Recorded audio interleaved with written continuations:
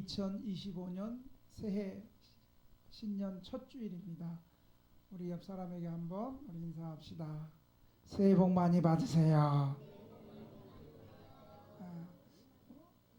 우리 한 번 더 정말 주님이 우리에게 축복하는 것처럼 우리가 주님의 이름으로 대신 내 자신에게 축복하는 마음으로 옆 사람, 뒷사람 두 번 합니다. 새해 복 많이 받으세요. 시작. 새해 복 많이 받으세요. 새해 복 많이. 네. 여러분, 복은 받고 싶다고 받는 건 아닙니다. 아무나 다 받는 건 아닙니다.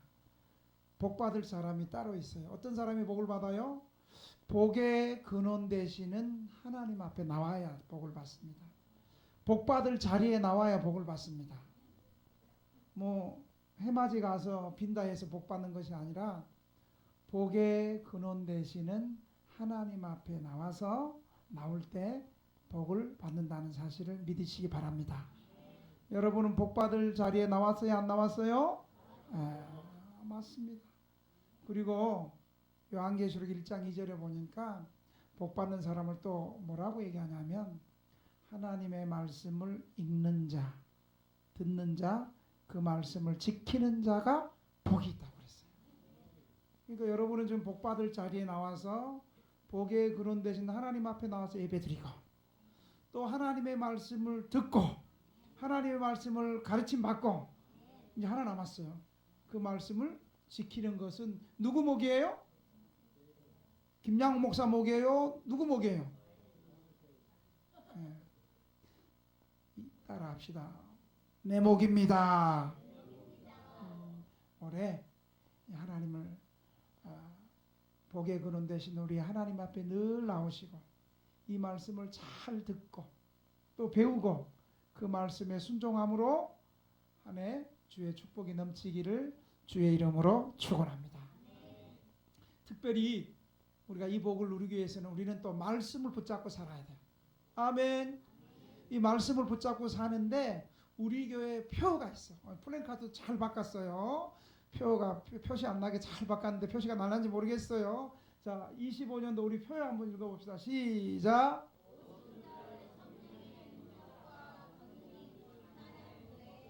이렇게 목소리를 불쌍하게 읽어가지고 오순절에 성령의 능력이 임하겠어요. 다시 한번 시작. 오순절 성령의 능력과 권세가 충만히 임하는 교회. 맞습니다. 오순절 성령의 능력과 권능이 충만한 교회.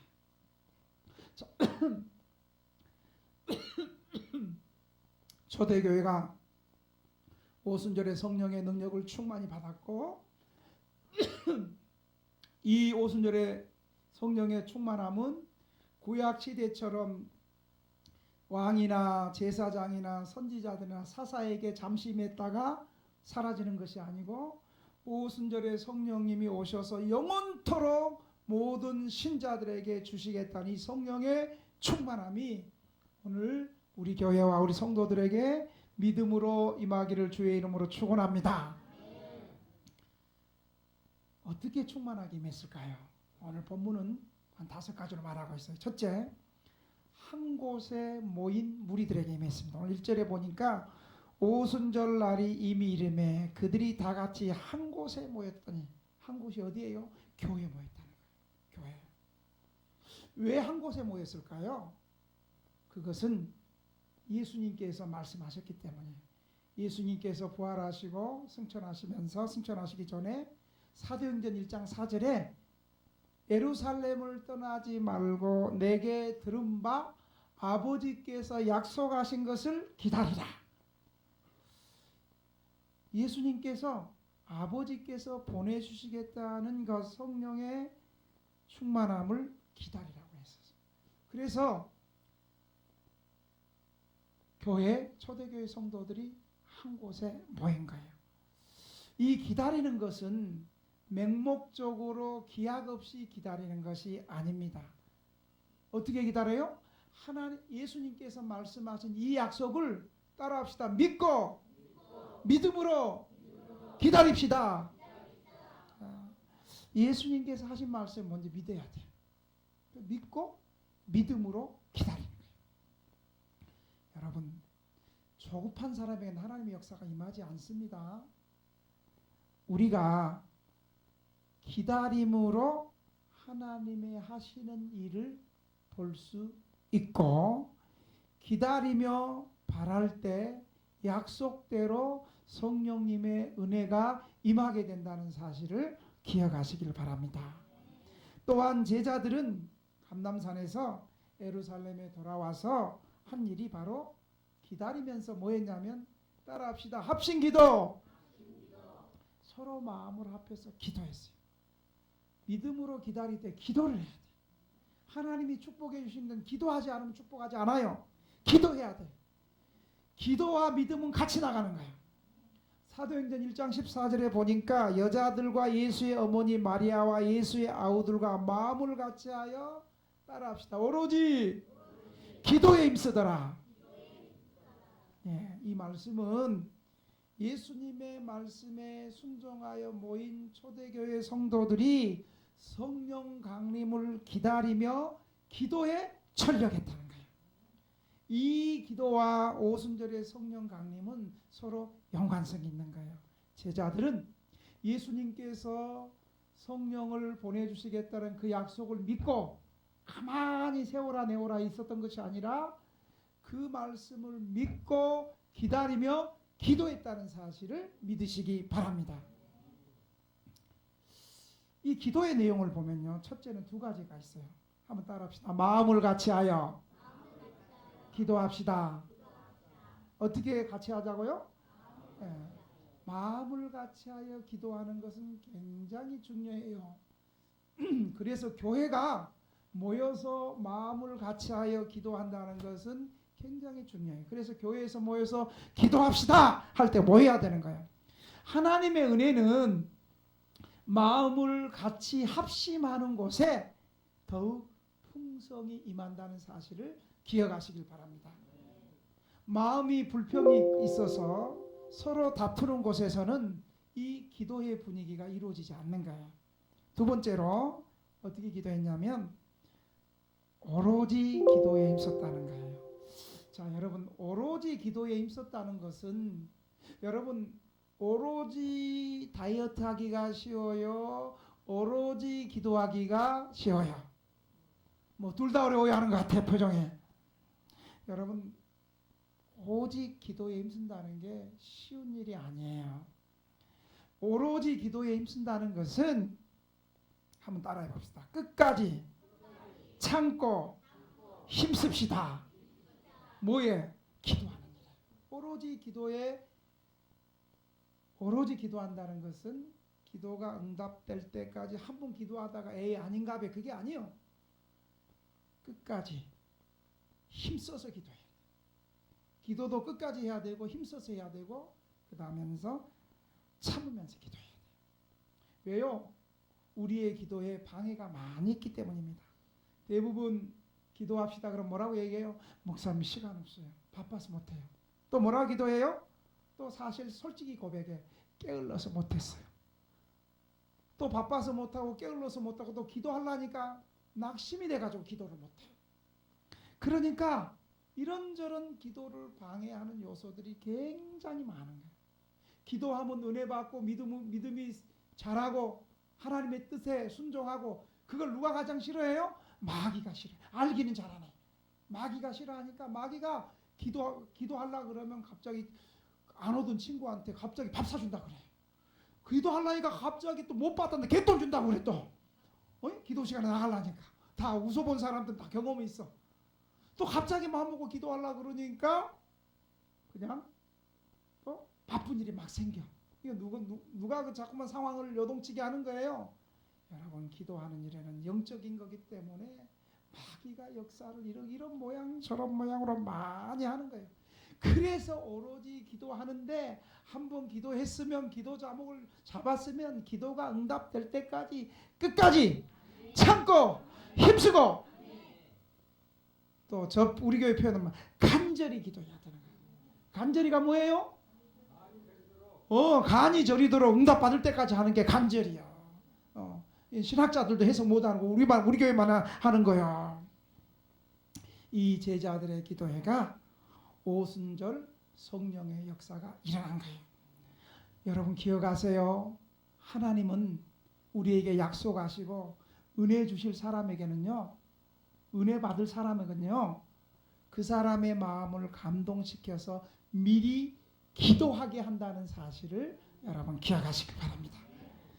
그래서 오순절의 성령의 역사는 하나님의 약속, 하나님의 섭리와 하나님께서 성령님을 보내주시겠다는 그 약속을 믿는 인간들의 순종을 통해서 역사가 일어났다는 사실을 믿으시기 바랍니다. 그래서 오순절의 초대교회 성도들은 예수님께서 성령을 보내주시겠다는 그 약속을 믿고 마음이 하나가 되어서 합심하여 기도에 힘쓸 때 오순절에 성령이 불같이 바람같이 임했다는 사실을 믿으시기 바랍니다. 첫 번째, 한 곳에 모인 무리에게 임했다는 거. 두 번째로 성령 강림은요, 오늘 2절에 보니까 한번 따라 합시다. 호련히 하늘로부터 강림했다. 2절에 보니까 호련히 하늘로부터 급하고 강한 바람 같은 소리가 있어 그들이 앉은 온 집에 가득했다. 하늘로부터 임했어요. 여러분, 주님의 약속은요, 사람들이 기대하지 못하는 방법으로 이루어질 때가 많아요. 다시 말하면 내 생각과 전혀 다르게 임할 때가 많다는 사실이에요. 주께서 승천하시기 전에 성령을 보내주시겠다고 약속하셨지만 약속은 했어요. 근데 어느 날, 어떤 때, 어떤 방식으로 임할지는 말씀하지 않았어요. 예수님의 재림도 그렇잖아요. 언제, 어떤 방식으로 임할지 말씀 안 했잖아요. 그래서 제자들은 분명히 성령님이 오시겠다는 그 약속을 믿고 기도하고 기다리고 있었지만 제자들은 그날과 그때를 몰랐고 또 성령께서 임하시는 방법도 예측할 수 없었던 것입니다. 그런데 한 곳에 교회 모이는 거 중요해요. 지금도 한국 교인들 불쌍한 사람들 좀 있어요. 지금도 코로나 끝났는데도 교회 안 가고 혼자 유튜브 켜고 혼자 있어요. 혼자 있는 곳에 임하지 않아요. 한 곳에 모인 무리들에게 임했어요. 무리들에게. 그런데 호련히 하늘로부터 급하고 강한 바람같이 성령이 온 가족, 온 무리들 위에 임했다는 사실을 여러분 기억하시기 바랍니다. 여러분 사도 바울을 한번 보세요. 사도 바울이 예수님 만나기 전에 사울이 예수 믿는 사람들이 저 유대 저 북쪽에 다메섹 도상 다마스커스에서 예수 믿는 사람이 이렇게 집회한다는 소식을 듣고 그들을 지금 구속영장을 가지고 체포영장을 가지고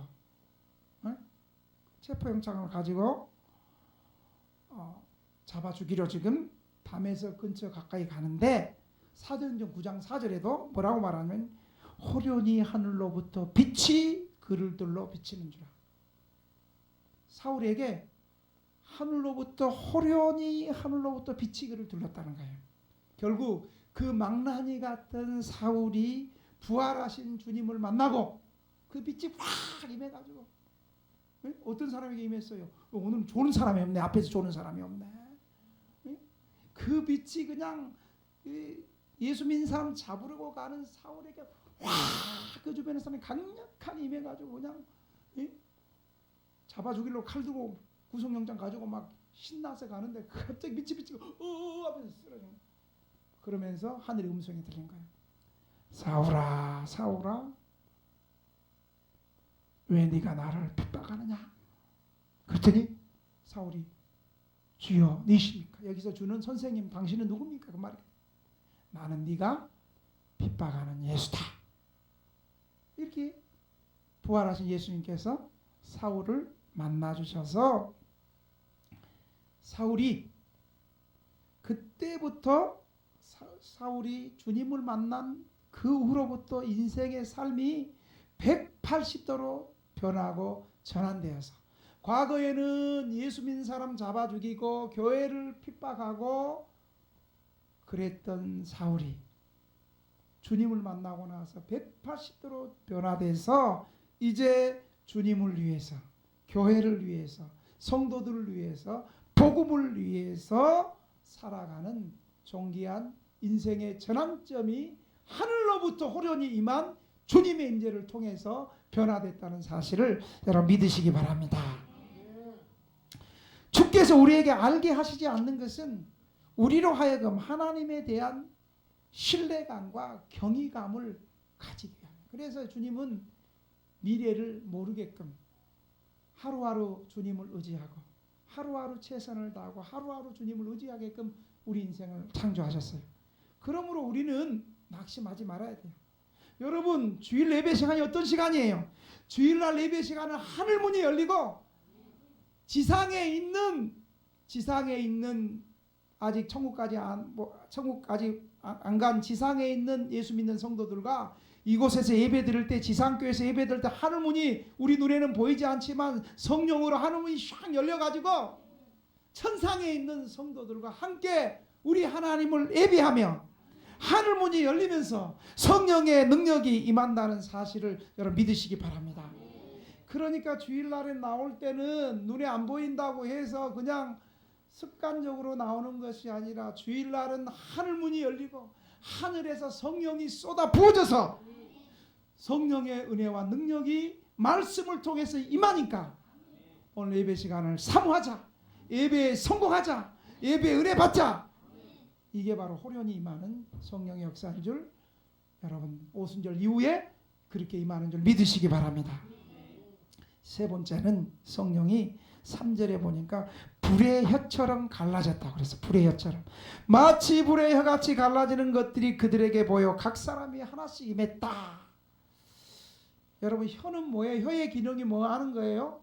혀는 하나님 말씀 전할 때 입 다물고 있으라는 거예요? 아멘해라는 거예요? 혀는 찬송하라는 거예요? 찬송할 때 남들은 다 찬송 안 할 때 죽을 상을 주고 입을 꼭 다물으라는 거예요? 네. 혀는 하나님이 주신 혀는 혀의 기능이 있어. 혀의 기능은 말하는 거예요. 말하는 거예요. 그런데 성령이 불의 혀같이 나타났다는 것은 이제 이 혀가 말을 하는데 어떻게 말을 하냐면 만인에게 복음을 전하는데 전도의 말씀으로 역사하게 된 한몸된 교회를 이룰 것을 상징하고 있는 거예요. 이 불의 혀가 상징하는 것은 여러분 옛날 바벨탑 사건을 생각나게 하는 거예요. 바벨탑을 쌓았던 사람들은 바벨탑을 왜 쌓았어요? 복음 전하기 위해서 쌓은 것이 아니에요. 바벨탑을 쌓은 것은 하나님을 대적하면서 똘똘 뭉쳐가지고 하나님을 대적하려고 하나가 되다가 하나님께서 그걸 보시고 그들의 언어를 흩트려 버렸어. 그래서 언어가 하나였던 언어가 여러 나라 언어로 흩트러져 가지고 그들이 온 지면에 퍼지면서 하늘로 탑이 올라가 하나님을 대적하는 게 그게 실패로 끝나버리는 거예요. 그런데 오순절의 성령 강림에서 불의 혀처럼 갈라진 것은 그 흩어진 언어가 한 성령으로 말미암아 복음 전도를 통해서 궁극적으로 하나가 되는 복음의 운동을 일으키기 위해서 불의 혀처럼 임했다는 사실을 믿으시기 바랍니다. 그래서 성령 받은 사람의 특징이 말이 달라져요. 한번 따라합시다. 성령 받으면 말이 달라집니다. 여러분 성령 받기 전에는 우리의 말이 어때요? 늘 욕하고 늘 부정적인 말하고 늘 믿음 없던 말 말하고 늘 남 시기하고 늘 남 질투하고 속으로 아멘 하고 싶은데 아멘을 못하는 거죠. 아멘 하지 마, 아멘 하지 마. 늘 부정적인 말 했거든요. 믿음 없는 말 했고 그래서 늘 입에 죽고 싶단 말이 그냥 죽고 싶단 말이 힘들어서 죽겠다, 열받아 죽겠다, 거기까지는 이해해. 좋아 죽겠다, 좋은데 왜 죽겠어? 입에 죽겠다는 말. 여러분 성령 받지 못하고 믿음 없는 사람들의 마음에는 늘 죽고 싶은 거예요. 삶이 힘들어서 죽겠고 열받아서 죽겠고 삶이 재미없어서 죽겠고 돈 없어서 죽겠고 심심해서 죽겠고 아멘 안 해서 죽겠고 또 아멘, 그 아멘 해야 될지 모르겠어. 그런데 여러분, 성령 받으면요 말이 달라지는데, 과거 성령 받기 전에 말이 부정적인 말 했어요. 늘 죽고 싶은 말을 했어요. 그런데 성령 받은 후에는 부정적이고 죽고 싶은 마음이 사라지고 자신을 바라보는 관점이 이제 달라지는 거예요. 아, 예수님께서 내 죄를 위해서 다 이루어 주셨고, 내가 지금은 부족하다 할지라도 나는 하나님의 형상으로 지음받았고, 성령이 임한 후에는 이제 자기를 사랑하는 자존감이 높아진 거예요. 자존감이 높아지고 자신을 귀하게 여기는 마음이 생기고 자신을 사랑하는 마음이 생겨서 마음에 평안이 넘치고 기쁨이 넘치고 감사가 넘쳐서 나도 모르게 찬송이 막 나오는 거예요. 여러분, 옆 사람 보고 한번 그 얼굴을 보고 자존감이 생겼는데 옆 사람 한번 봐줘 봐봐. 한번 봐봐봐. 옆 사람 보면서 이렇게 얘기합니다. 당신의 얼굴을 보니 주님의 얼굴을 뵙는 것 같습니다. 저 안 따라하는 뒤에 있는 사람들은 지금 뭐라고 하냐면, 당신의 얼굴을 보니 썩은 동태 눈가를 보는 것 같습니다. 이렇게 말하면 안 돼. 다시, 당신의 얼굴을 보니 주님의 얼굴을 보는 것 같습니다. 한마디로 보면서 시작. 당신의 얼굴을 보니 주님의 얼굴을 뵙는 것 같습니다.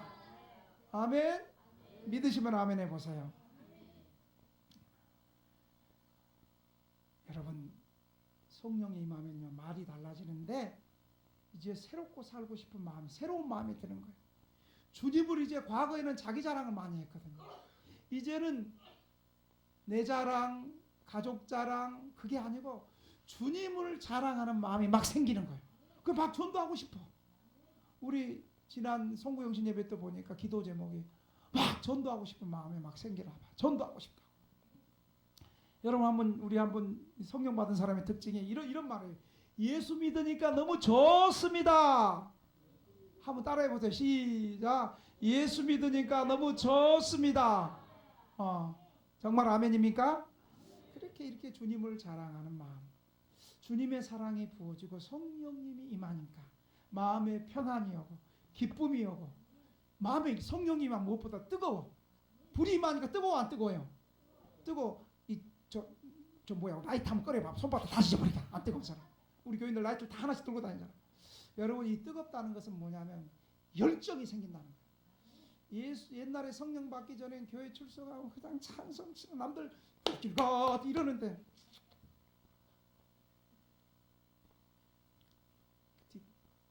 설교하는 내 째리보고 그랬는데, 여러분, 성령이 임하니까 가슴이 뜨거워지고 마음이 뜨거워져서요 무엇보다 열정이 생기는 거예요. 성령 받기 전에 재미없거든. 이렇게 살고 저렇게 살고, 뭐 내가 영화를 보겠느냐, 실패해서 돈도 없고 몸도 아프고 가난하고 실패하고 아이고 죽고 싶어. 그런데 그런 사람이 성령을 탁 받으니까요 마음이 뜨거움이 오고 기쁨이 오고 감사가 오고 아멘도 하고, 이래가지고 열정이 생기는 거예요. 열정이 생겨. 나는 기뻐요, 정말 기뻐요, 주 예수. 그 다음 난 모르겠어. 하여간 이렇게 열정의 사람이 되는 거예요. 아멘. 네 번째로 오늘 4절에 보니까 다른 방언으로 말하는 능력이 임했습니다. 그들이 다 성령의 충만함을 받고 성령이 말하게 하심을 따라 다른 방언으로 말하기를 시작하니라. 여기서 말하는 방언은 고린도전서 14장 2절에 영적인 방언이 아니에요. 영적 방언이 아니고, 이 방언은 기적적으로 다른 나라 말을 한 거예요. 왜냐하면 이때 오순절에 한 15개국의 아시아, 유럽, 아프리카에 사는 그 15국의 나라들이 다 참여했어요. 그런데 지금은 언어 통역사가 다 있지만 2000년 전에 통역사가 있었겠어요, 없었겠어요? 통역사가 없으니까 성령께서 베드로가 설교하고 제자들이 얘기할 때 분명히 이 베드로와 제자들은 배우지 못한 갈릴리 사람인데 분명히 갈릴리 말로 했는데 들리기는 15나라의 언어로 들렸다는 거예요. 이게 이제 기적적 언어예요. 왜요? 그때 이들이 복음을 이해하고 깨달아야 자기 나라 가서 복음을 전할 거예요. 또 다른 해석은, 다른 것은 베드로가 얘기할 때, 제자들이 얘기할 때 15개국의 언어로 그냥 얘기해버린 거예요.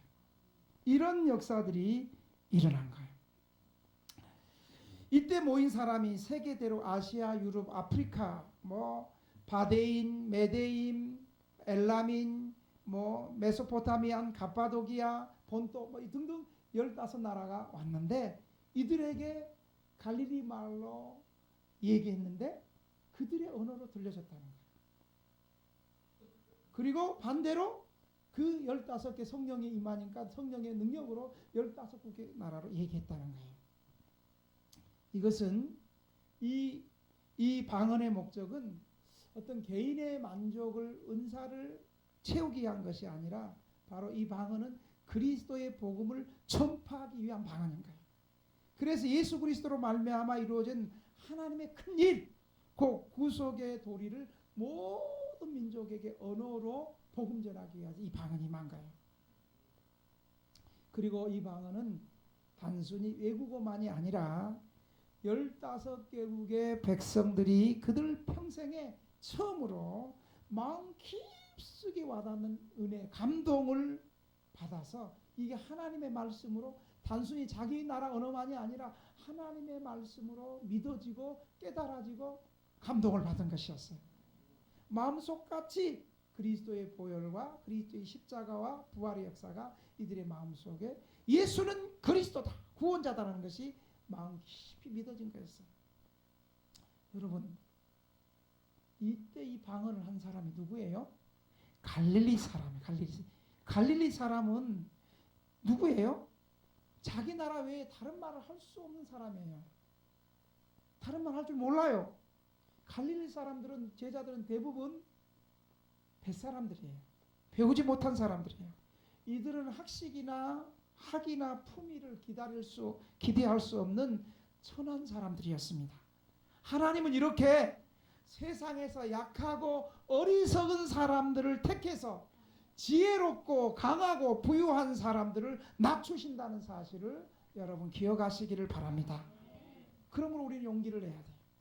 우리가 쪽방에 산다고, 가난하게 산다고, 어렵게 산다고, 지금 좀 힘들다고 해서 여러분 낙심하지 마시기 바랍니다. 하나님은 오히려 이런 낮고 천한 사람들을 통해서 오히려 높고 강한 사람들을 부끄럽게 하시고 역전시키는 하나님이심을 믿으시기 바랍니다. 여러분, 예수님은 어디 사람이었어? 예수님도 갈릴리 사람이었어. 그의 제자들도 실제로 배우지 못하고 많이 공부하지 못한 사람들이었어요. 그런데 성령이 임하니까 이들의 언어를 통해서 외국 방언을 여러 나라로 하게 했다는 사실을 여러분 기억하시길 바랍니다. 이것은 바로 온 세계에 복음을 증거하기 위한 하나님의 능력이고 성령의 권능임을 믿으시기 바랍니다.